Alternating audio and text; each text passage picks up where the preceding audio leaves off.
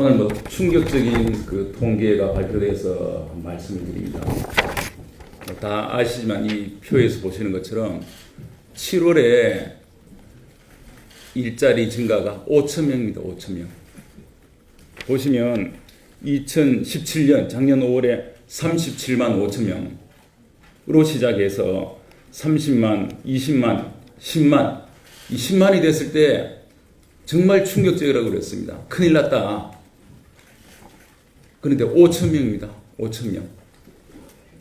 정말 이게 할 말이 없습니다.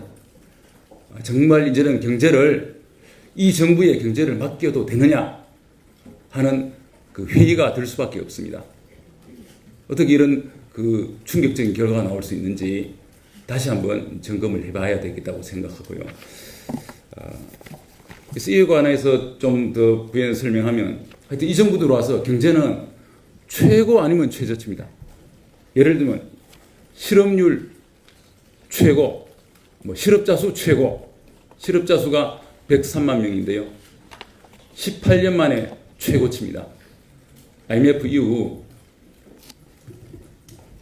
그리고 체감 실업률은 11.8%인데요. 이건 2015년 통계 집계 이후 최고치입니다. 그리고 최저 취업자 수가 453만 명인데요. 이거 역시 최근 4년 동안에 역대 최저입니다. 그리고 해외 직접 투자는 2007년에 231억 달러였는데 2017년 437억 달러, 약 2배가까지 됐습니다. 90%가 늘었죠. 해외 투자가 계속 는다는 것은 우리나라 기업이 계속 해외로 나간다는 것입니다.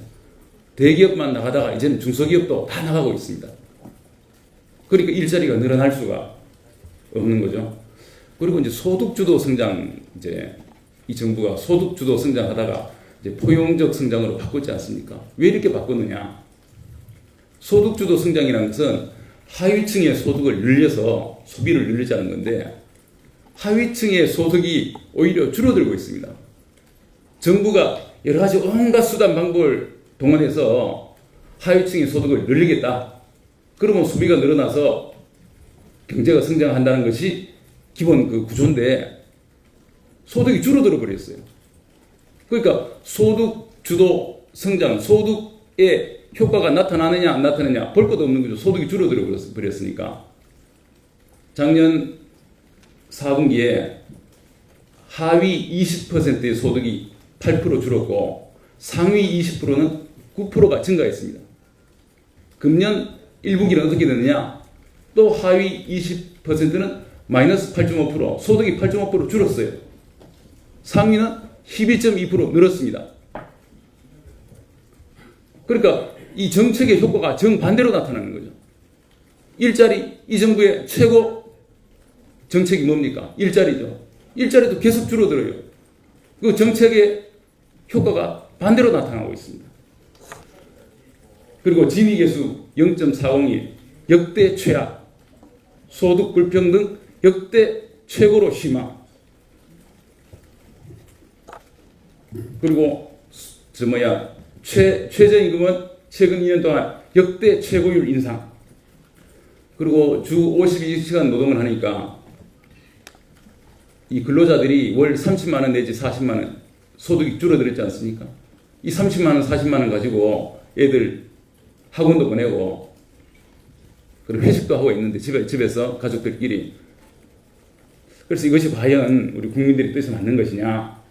출생아 수 역대 최저, 출생률 역대 최저. 하여튼 이 모든 경제 수치가 최악을 나타나고 있고 최근 언론은 오늘 언론 보면 한국만 침몰하고 있다. 충격적 통계다. 더 이상 통치할 수 없는 이런 상황이 되고 있습니다. 이에 대해서 이 청와대와 정부에 맡길 수 있는 상황이 안 되고 이제는 우리 당에서도 나서고 전체적으로 다시 한번 점검을 해봐야 되겠다는 그런 생각이 듭니다. 이상입니다. 네, 수고하셨습니다.